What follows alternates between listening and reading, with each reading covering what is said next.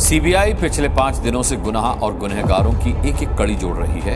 जब भी कोई घटना होता है निर्भया का नाम आता है, लेकिन निर्भया की घटना से उसके मौत से हमने क्या सीखा?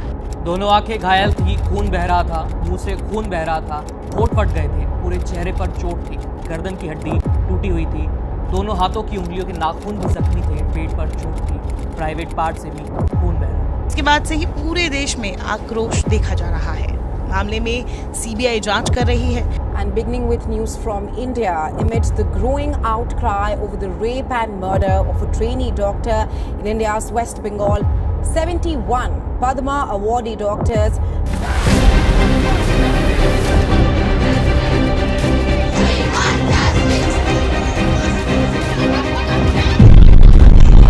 नमस्कार दोस्तों, वीडियो शुरू करने से पहले हम आपसे एक सवाल पूछना चाहते हैं और आप इसका जवाब अपने दिल पर हाथ रखकर पूरे मन से देना। और वो सवाल यह है कि आज हमारे देश को आज़ाद हुए 78 ईयर्स हो चुके हैं, लेकिन बात यहाँ पर यह है कि क्या आज के डेट में भी हमारे देश की लेडीज सेफ हैं? और इसका सीधी तरह से जवाब है ना।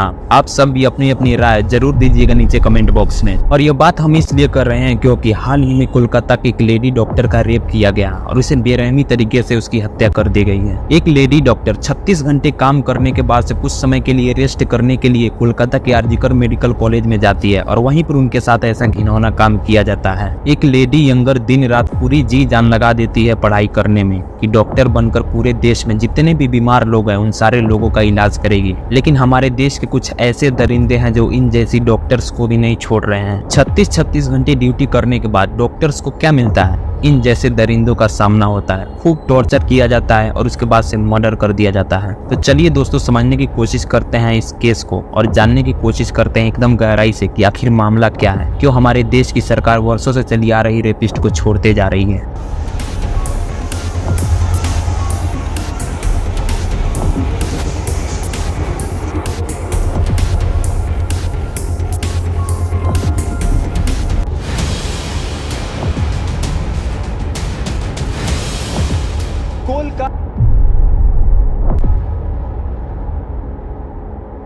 यह बात है 8 अगस्त की सुबह 2 बजे की, जब एक ट्रेनी डॉक्टर अपनी ड्यूटी पूरी करने के बाद कुछ देर के लिए आराम करने सेमिनार हॉल में रेस्ट करने के लिए जाती है। और ठीक उसके अगली सुबह 9 अगस्त को इसी सेमिनार हॉल के अंदर उनकी डेड बॉडी मिलती है। लेकिन हैरानी वाली बात तो यहाँ पर तब हुई जब इसे एक गैंग रेप मर्डर नहीं, एक सुसाइड बताया जा रहा था। और उसके बाद से कुछ दिन तक इस केस को दबाने की पूरी कोशिश की गई, लेकिन इस केस में बूस्ट तब पकड़ा जब कई हॉस्पिटल के पीजीटी डॉक्टर्स ने इमरजेंसी सर्विसेज को छोड़कर बाकी सारे सर्विसेज पर काम करना बंद कर दिया और इस केस में इन्वॉल्व सारे रेपिस्ट को अरेस्ट की मांग करने लगे। और फिर उसके बाद से पोस्टमार्टम के लिए उस डेड बॉडी को ले जाया गया और उस पोस्टमार्टम रिपोर्ट में कुछ ऐसी रिपोर्ट सामने आई जो रियल में चौंका देने वाली थी। जब इस पोस्टमार्टम की रिपोर्ट सामने आई तो इस रिपोर्ट में यह पाया गया कि यह एक सुसाइड नहीं है, यह एक बहुत ही घिनौना गैंग रेप और मर्डर है। पोस्टमार्टम रिपोर्ट के अनुसार 31 साल की ट्रेनी डॉक्टर के बॉडी पर जिस तरह की चोटें पाई गई थी उससे ऐसा लगता है कि यह किसी एक इंसान का काम नहीं है, यह एक पूरी गैंग के द्वारा एक सोची समझी साजिश है। पोस्टमार्टम रिपोर्ट के अनुसार उस लड़की के वैगिना से 151 मिलीग्राम लिक्विड्स पाए गए हैं। पोस्टमार्टम रिपोर्ट में यह साबित हो गया कि जिस ट्रेनी डॉक्टर की मर्डर करी गई है उसकी मर्डर करने से पहले उसके साथ बहुत ही घिनौने तरीके से उस लड़की का रेप किया गया था। मीडिया रिपोर्ट्स के अनुसार यह रेप करीब सुबह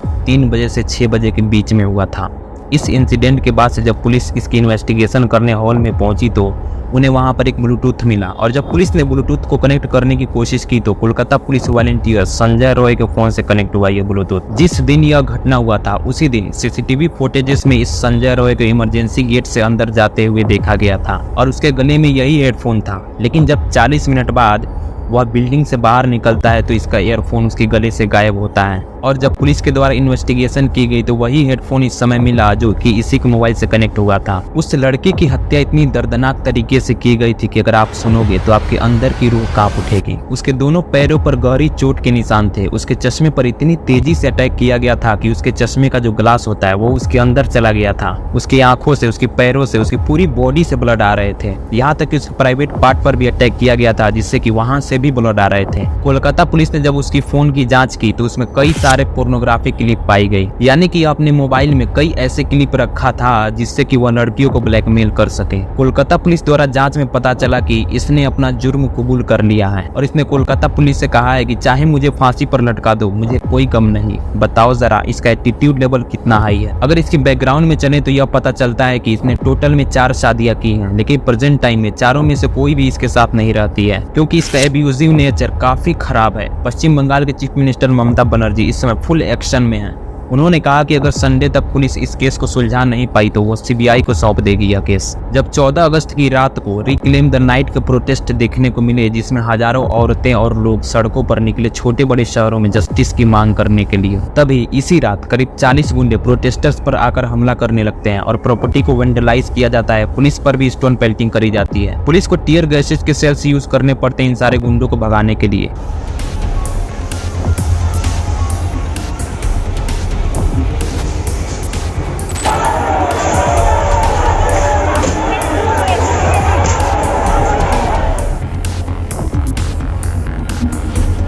लेकिन कौन थे ये लोग, कौन सी पार्टी से थे, यह कोई नहीं जानता है। इस समय इस देश में सबसे बड़ा सवाल यह है कि आखिर क्यों सुरक्षित नहीं है इस देश की महिलाएं। अभी इसी केस को लेकर प्रोटेस्ट चल ही रहा था कि एक और उत्तराखंड में केस देखने को मिलता है कि एक नर्स अस्पताल से अपने घर लौट रही थी, तभी उसका रेप कर दिया जाता है और उसकी हत्या कर दी जाती है। दुख इस बात की है कि यह आउटरीच हफ्ते 2 हफ्ते चलती है और उसके बाद से खत्म हो जाती है। औरतों के खिलाफ हो रही वायलेंस के पीछे की रूट कॉस्ट को कोई एड्रेस ही नहीं करता है। असल में जो कमी यहाँ पर है वह हमारे सिस्टम के अंदर है और ये फर्स्ट टाइम ही नहीं है जब हमारे इंडिया में ऐसे दर्दनाक रेप किए गए हों और मुजरिम जेल से रिहा हो गया हो। हर बार होता यह है कि लोग सड़कों पर उतरते हैं, प्रोटेस्ट करते हैं, जस्टिस की मांग करते हैं तो इन सारे मुजरिम्स को जेल में डाल दिया जाता है। लेकिन जैसे कुछ हफ्ते बाद प्रोटेस्ट शांत होता है तो इन सारे कैदियों को जेल से बाहर कर दिया जाता है। जब पहले ही ऐसे केस हुआ था तभी उस शख्स को फांसी दे दिया जाता तो आज ऐसे हाथ उठने से पहले ही टूट जाते। लोग बातें तो बहुत करते हैं ऐसे इंसिडेंट के बाद कि ऐसे लोगों को फांसी पर चढ़ा देना चाहिए, लेकिन असल में होता क्या है देखो जरा। रेप केस में अरेस्ट राकेश वर्मा 10 साल की सजा काटने के बाद जेल से निकलता है और उसके बाद फिर एक और रेप करता है एक नाबालिग लड़की के साथ और इसे जेल से इसलिए जल्दी बाहर निकाल दिया जाता है क्योंकि इसके अच्छे कंडक्ट थे।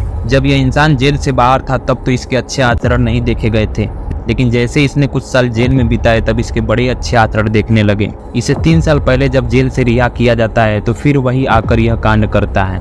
और अब सवाल यहाँ पर यह उठता है कि कौन से अच्छे आचरण देखे गए थे इसके अंदर, और अगर इसके अंदर अच्छे आचरण देखे भी गए थे तो क्यों आकर वो बाहर ऐसी कांड किया फिर। और ऐसा सेम बिल्किस बानो के केस में हुआ था। 11 लोगों को जेल से निकाल दिया जाता है अगस्त में क्योंकि उनके अंदर भी अच्छे आचरण देखे गए थे। जब सरकार ऐसे ही रेपिस्ट को बाहर निकालते रहेगी तो हमारे देश में रेप कम कैसे होंगे। बलात्कारियों को सजा दिलाने की जगह उन सब का स्वागत फूल मालाओं से किया जा रहा है, उन्हें संस्कारी बुलाया जा रहा है। इसे भी देखिए, कन्विक्टेड रेपिस्ट गुरमीत राम रहीम को हरियाणा इलेक्शन की वजह से जेल से बाहर का रास्ता दिखाया जाता है। 20 साल की सजा में से इसने 235 दिन तो बाहर ही बिताए हैं। जब इतने सारे सपोर्ट मिल रहे हैं सरकार की तरफ से तो रेपिस्ट को क्या लगता होगा कि भाई जुर्म हम जितना भी कर लें सरकार तो हमारे ही फेवर में रहेगी। और यह आज के दिन बिल्कुल आम बात बन चुकी है। जितने भी रेप केसेस देखने को मिले हैं हमारे इंडिया में उसमें से मैक्सिमम विक्टिम पर ही ब्लेम डाला जाता है लोगों के द्वारा। लोग तरह तरह के बहाने मारते हैं कि औरत का रेप इसलिए हुआ होगा कि वह बाहर गई होगी, छोटी स्कर्ट पहने होंगे, औरतों को बाहर नहीं जाना चाहिए, तुम्हें शराब नहीं पीनी चाहिए, यानी कि सारा ब्लेम औरतों के ऊपर ही डाल दो, जिससे कि रेपिस्ट को लगता है कि इसकी तो उसमें कोई गलती ही नहीं है। और विक्टिम पर ऐसे ब्लेम लगाना एक सबसे बड़ा रीजन बन जाता है इन सारे रेप केसेस का। जैसे कि अगर एग्जांपल के लिए लिया जाए तो निर्भया केस में जिसे फांसी की सजा दी गई थी मुकेश सिंह को, अगर उसे लिया जाए तो देखिए वो क्या बोलता है। ताली कभी एक हाथ से नहीं बजती, दोनों हाथों से बजती है। ये चीज़ देखी जाए।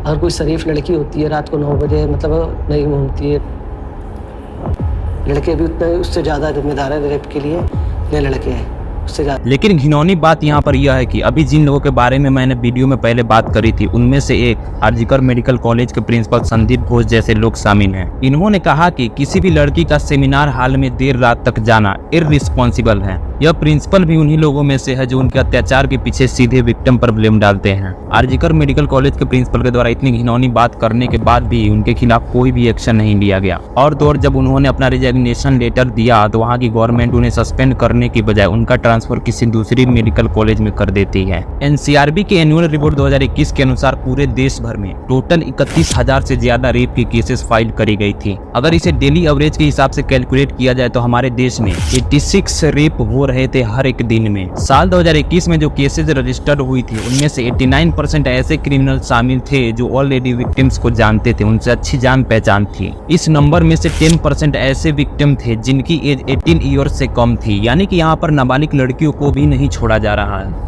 और द्वारा हमारे इंडिया में यह कहा जाता है कि बेटी बचाओ बेटी पढ़ाओ, लेकिन गौर से देखो देश वालों, आज बेटी पढ़कर भी नहीं बची। ऐसे विक्टिम पर सीधी तरह से ब्लेम डालना क्रिमिनल्स के मन को बढ़ाने का काम करता है। एग्जांपल्स के लिए अगर मान लो तो आपका कोई फ्रेंड एग्जाम में फेल हो गया खराब परफॉर्मेंस की वजह से, तो वह खुद को ब्लेम देने की जगह दूसरों को ब्लेम ठहराने लगता है कि कमरे में तो बहुत गर्म था, मैं ध्यान केंद्रित नहीं कर पाया, हमारे टीचर ने सही से मार्क्स नहीं दिया होगा, और अब की बार इस पेपर में बहुत ही टफ क्वेश्चंस आए थे। ऐसी ब्लेम देना दूसरों पर, और यह क्या है? यह अपने खुद के मन को बढ़ावा देना है, जिससे कि आपका मन और ज्यादा नेगेटिव थिंकिंग की ओर बढ़ने लगता है। इस समय देश में सबसे बड़ा सवाल यह उठ रहा है कि आखिर देश की औरतें सेफ क्यों नहीं हैं? अगर इस प्रॉब्लम को सॉल्व करना है तो 3 कारण है जिन्हें हमें हमेशा बात करते रहना चाहिए। पहला, समाज का पेट्रियार्कल माइंडसेट। इंटरनेट पर चीप कंटेंट औरतों को ऑब्जेक्टिफाई करता है, रेप को ट्रिविलाइज करता है, सेक्सुअल हैरेसमेंट को कैजुअल लेता है। ये सारी ऐसी चीजें हैं जिससे माइंडसेट प्रोपोगेट होता है और औरतों के खिलाफ वायलेंस इंकरेज होता है। और दूसरा, जो मैंने पहले इस वीडियो में बात किया था, विक्टिम ब्लेमिंग। औरतों को ब्लेम करना बंद करो और जितना ज्यादा से ज्यादा हो सके उतना जस्टिस की मांग करो। और तीसरा सबसे बड़ा कारण है पॉलिटिकल सपोर्ट मिलना। अभी मैंने पहले ही बात किया था कि कन्विक्टेड रेपिस्ट गुरमीत राम रहीम को जेल से बाहर का रास्ता दिखाया गया हरियाणा इलेक्शन के दौरान। ब्रिजभूषण जैसे नेताओं को ओपनली सपोर्ट किया जाता है। अगर कोई पॉलिटिशियन रेपिस्ट बन जाए तो उसके सपोर्ट में रैलियां निकाली जाती हैं। देश को अगर सही में रेपिस्ट से बचाना है तो इन 3 कामों पर फोकस करना बहुत बहुत काफी जरूरी है। इस वीडियो को अपने सभी दोस्तों के साथ जरूर शेयर करें ताकि इस देश में हो रहे औरतों के ऊपर वायलेंस को रोका जा सके। आखिर और कितने देश की बेटियां हो रहे इस अत्याचार को सहती रहेंगी। जय हिंद, जय भारत।